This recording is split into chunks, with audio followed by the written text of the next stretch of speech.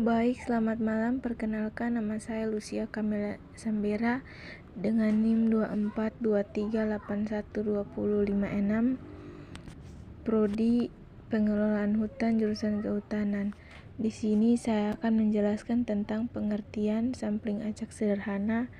Sampling acak sederhana atau sampling random sampling adalah teknik pengembalian sampel populasi di mana setiap anggota memiliki peluang yang sama untuk terpilih sebagai sampel. Pemilihan dilakukan secara acak tanpa mempertimbangkan strata atau kelompok dalam populasi.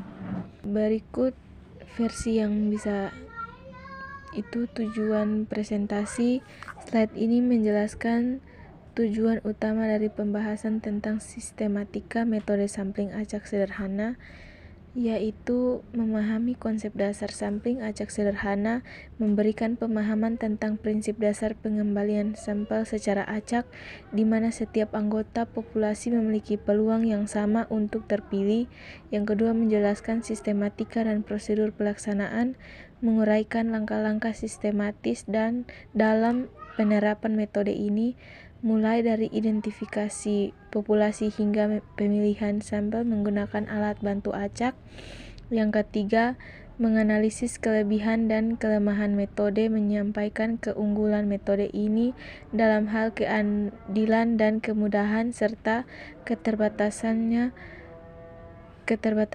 dalam efisiensi dan responstasi kelompok. Yang keempat, memberikan contoh penerapan di berbagai bidang, menampilkan ilustrasi nyata menggunakan metode ini dalam penelitian sosial, pertanian, ekologi, atau pendidikan.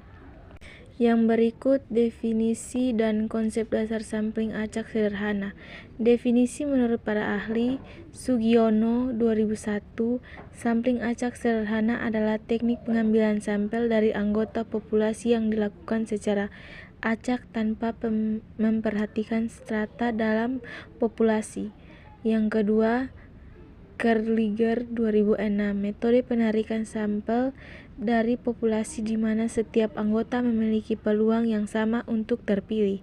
Yang ketiga, Margono 2004, teknik pengambilan sampel langsung pada unit sampling dengan asumsi populasi bersifat homogen. Yang berikut sistematika metode sampling acak sederhana. Karakteristik utama sampling acak sederhana: yang pertama, peluang sama untuk terpilih. Setiap elemen dalam populasi memiliki kesempatan yang sama untuk menjadi sampel, tidak ada preferensi atau diskriminasi dalam pemilihan. Yang kedua, pemilihan secara acak.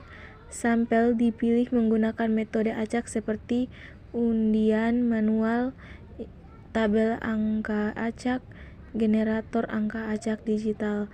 Yang ketiga, tidak memperhatikan stratifikasi.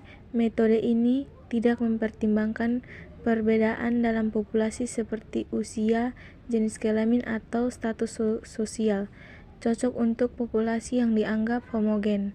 Yang keempat, representatif. Jika populasi homogen, sampling acak sederhana menghasilkan sampel yang representatif hanya jika populasi tidak memiliki variasi yang signifikan antara anggotanya. Yang kelima, memerlukan sampling frame lengkap. Diperlukan daftar lengkap seluruh anggota populasi atau sampling frame agar proses pemilihan acak dapat dilakukan secara adil dan sistematis.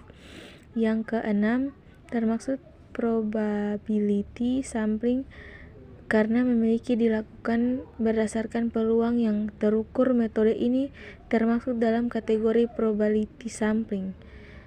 Slide yang berikut prosedur pelaksanaan sampling acak sederhana.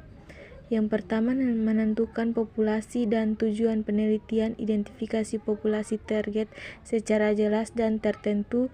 Tujuan pengambilan sampel, misalnya petani jamur tiram di desa. Yang kedua, menyusun sampling frame.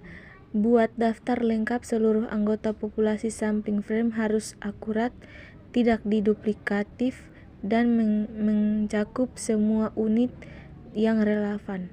Yang ketiga, menetapkan ukuran sampel. Tentukan jumlah sampel berdasarkan kebutuhan penelitian, margin of error, dan tingkat kepercayaan. Gunakan rumus statistik jika diperlukan. Yang keempat, pemilihan metode pengacakan. Gunakan salah satu teknik acak berikut: undian manual, misalnya kertas nama dalam kotak. Yang kedua, tabel angka acak, software random generator, Excel, SPSS, Yang kelima, melakukan pemilihan sampel.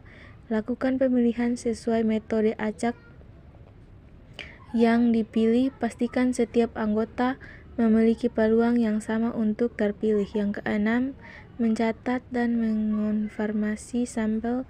Dokumentasi hasil pemilihan dan pastikan sampel yang terpilih sesuai dengan kriteria dan jumlah yang diterapkan. Sekian dari penjelasan saya. Terima kasih.